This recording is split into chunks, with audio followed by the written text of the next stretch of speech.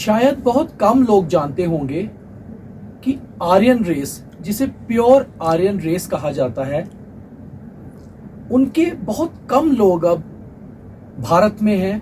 और ख़ास तौर पे अगर अर्स्टवाइल जम्मू कश्मीर कहा जाए कि जो पहले जम्मू कश्मीर स्टेट थी और अब लद्दाख यूटी है, उसके हिस्से में रह रहे हैं, केवल 5,000 वो लोग बचे हुए हैं।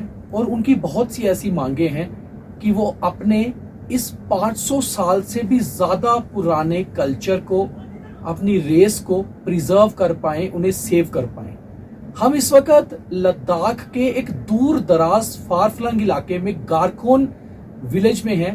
और गारखोन उन 4 गांव में से एक गांव है जहां सिकंदर यानी कि अलेक्जेंडर की, ऐसा माना जाता है कि उसकी रेस के लोग अभी भी हैं और हम उनके साथ हैं। हमारे साथ ताशी जी हैं, ये इस बारे में पूरा बताएंगे।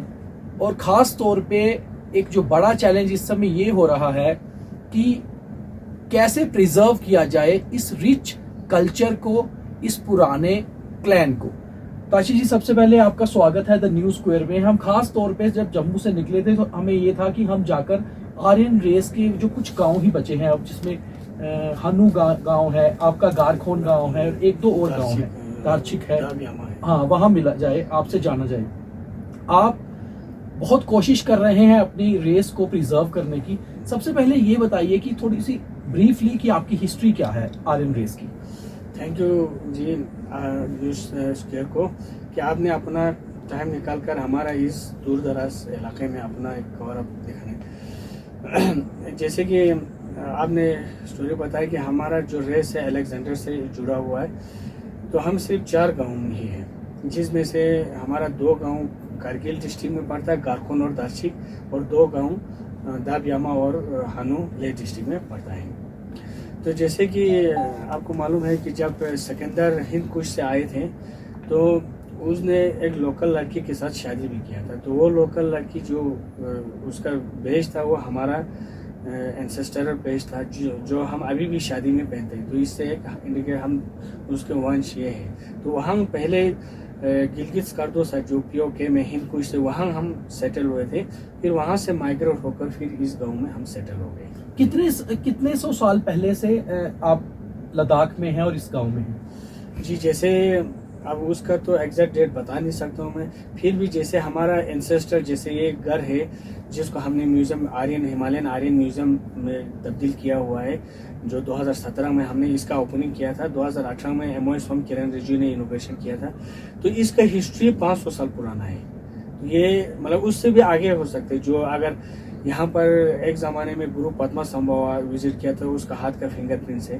तो अगर हम उनके उल्लेख पे जाए तो गुरु पद्मा संभवा की जो हिस्ट्री 11वीं सेंचुरी में दिखाई थी। तो ये सारा एक रिसर्च का विषय है, क्योंकि अभी तक तो कोई रिसर्च हुआ नहीं इसमें।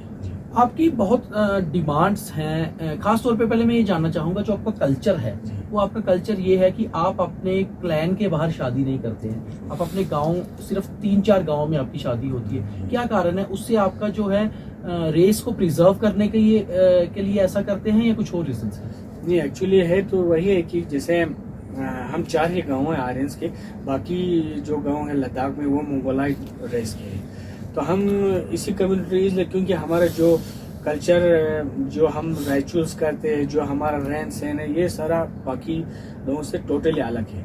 तो जैसे हमारा न्यू ईयर भी अलग से होता है, हमारा कोई भी फेस्टिवल अलग से होता है, तो हम थोड़ा एडजस्ट होने में टाइम लगता है, उनसे हो नहीं पाते कल्चरली। इसलिए हम ज़्यादा प्रेफर करते पढ़े लिखे हो, जो भी हो, हमारा ही यही 4 गाँव में ही शादी। आपका ताशी साहब लिटरेसी रेट, पहले तो ये बताइए कि कुल मिलाकर, जैसे आपने पहले बताया कि 5,000 लोग हैं इन 4 गाँव में, आपके इस गाँव में कितने लोग हैं, कितनी फैमिलीज हैं? यहाँ पर 120 घर है, 1500 पॉपुलेशन है यहाँ पर। 1500 जी। तो इसमें जो 1500 पॉपुलेशन में कितने मेल फीमेल रेशो क्या है? ये तो 50-50 हो सकते हैं जी। उसका तो लिटरेसी रेट क्या है आपका? पढ़ाई का, सॉरी, लिटरेसी तो 10% है होगा। इतना कम लिटरेसी क्या है? पढ़ना लिखना के कारण क्या है? दूर दराज है आप लोग, इस कारण है या आप लोग चाहते नहीं कि आपके बच्चे बाहर जाएं और पढ़ाई करें, और अगर वो बाहर शादी कर लेंगे तो आपकी रेस कहीं ना कहीं अफेक्ट होगी, ये कारण है या फिर दूर पड़ता है इसलिए? नहीं, एक्चुअली ये है, वो भी नहीं है। जैसे एजुकेशन सिस्टम इतना ज़्यादा अच्छा है नहीं। जैसे कुछ पढ़े लिखे हैं तो एक दो तो ले में सेटल हो गए, तो वो ज़्यादा यहाँ कुछ अपना रोल दे नहीं पाते। जैसे मैं बाय प्रोफेशनल मैं टीचर भी हूँ, तो हम अपना कोशिश करते हैं कि यहाँ का बच्चों को ज़्यादा वो करें। मगर अनफॉर्चुनेट फॉर द लास्ट ये है कि हमारा बच्चों को नौकरी थोड़ा कम मिलती है। अब वो तो कुछ भी रीज़न हो सकता है, पॉलिटिकल भी हो सकता है, हमारा कोई लीडर नहीं है जो हमारा वॉइस ले। बहुत से इफेक्ट जब नौकरी पे आते हैं। हाँ, कुछ चीज़ें जैसे एक दो नौकरी है जो पीएससी के थ्रू, जो जब जम्मू कश्मीर में थे पीएससी के थ्रू आए हुए हैं। बाकी जो विदाउट पीएससी जो डिस्ट्रिक्ट लेवल पे वहाँ थोड़ा कम। जब से लद्दाख यूटी बना है करीबन 3 साल हो गए, जी जी और लद्दाख में असेंबली भी नहीं होगी, अलग यूटी है, जम्मू कश्मीर से अलग हो गया, उसके बाद क्या आपकी रेस को या आपके गांव को कुछ लाभ हुआ, फायदा हुआ? जी बिल्कुल। हाँ, वो तो हमें थोड़ा जैसे हमारा रोड सिस्टम नहीं था, लाइट सिस्टम नहीं था, और ये कनेक्टिविटी नहीं थी, ये सारा आफ्टर ड्यूटी आया। और जैसे मैंने आपको कहा कि हमारे ये हेरिटेज म्यूजियम है, इसका इनोग्रेट 2018 में किरण रिजिजू खुद ने किया था। उसके बाद थोड़ा फोकस हो गया, टूरिज्म मैप पे आ गए, तो लोग यहाँ आने लगे, तो थोड़ा फर्क पड़ा।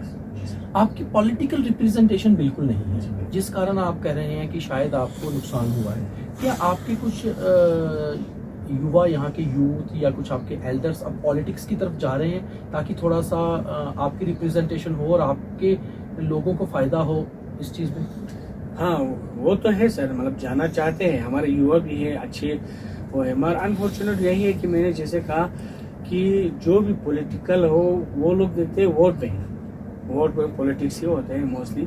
तो अभी हमारा 2 गांव को करगिल में डाला है, 2 गांव को लेह में डाला है, जिसकी वजह से हमारा वोट बैंक बढ़ जाता है, तो थोड़ा नोटिस कम हो जाता है। अगर हम इस 4 गांव को एक ही जगह डाले तो हमारा एक अपना रिप्रेजेंटेटिव, अपना एक काउंसलर होगा, जैसे आज की डेट में लद्दाख में हिल काउंसिल है, तो फिर हमारा वॉइस कहीं हद तक कहीं पहुंचेगा। अपनी रेस को प्रिजर्व करने के लिए आप लोग क्या कर रहे हैं? जैसे हम कुछ युवा है जिन्होंने ग्रेजुएट करके नौकरी में आए हुए, तो हमने एक संस्था भी खोला हुआ है, बेसिस के नाम preservation of Aryan culture and educational society. तो उस पे हम जो नए आने वाले जनरेशन को हमारा कल्चर का इम्पोर्टेंस हमारे वर्कशॉप करते हैं, उन एजुकेशन को ज़्यादातर गर्ल्स एजुकेशन को हम ज़्यादा जैसे हमने कुछ दूसरा संस्थाओं से हमने जम्मू वहाँ कहीं भी भेजा हुआ है ताकि उनका पढ़ाई अच्छा हो। अब आपकी क्या डिमांड है यूटी गवर्नमेंट से या सेंट्रल गवर्नमेंट से कि कैसे प्रिजर्व आपको किया जाए, ताकि ये एक बहुत बड़ा चैलेंज है आप लोगों के लिए, सिर्फ 5000 लोग बचे हैं, ताकि कहीं ऐसा ना हो कि ये कितनी इम्पोर्टेंट रेस लुप्त हो जाए, खत्म हो जाए? बस यही है सर, सबसे पहले तो हमें हमारा यूनिफिकेशन हो जाए, ताकि हमारा एक अपना एक लीडर निकले, तो वो लीडर हमारा वॉइस ले जाए, कहीं भी ले जाए, यूटी लेवल पे ले या सेंट्रल लेवल पे।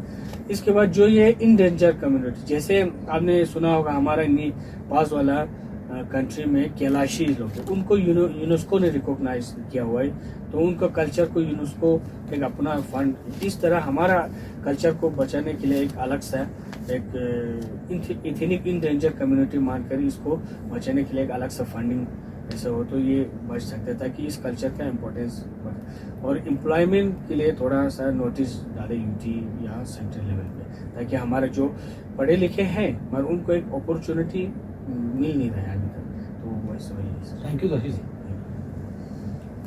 बहुत ही जरूरी है, इतनी इंपॉर्टेंट रेस जिसे आर्यन रेस कहा जाता है, इंडस वैली सिविलाइजेशन के नाम से मशहूर है, सिंधु वैली कहा जाता है, जो हमने किताबों में, नॉवेल्स में बहुत पढ़ा है और बहुत ज्यादा जिसकी हम जानकारी जुटाते हैं। अब उस रेस के केवल 5000 लोग इंडिया में बचे हैं और बहुत जरूरी है इस रेस को बचाना, कहीं ऐसा ना हो कि वोट बैंक पॉलिटिक्स में एक हिस्ट्री, एक रेस खत्म ही हो जाए। Deepak Khajuria, the news square, Garkon village, Ladakh.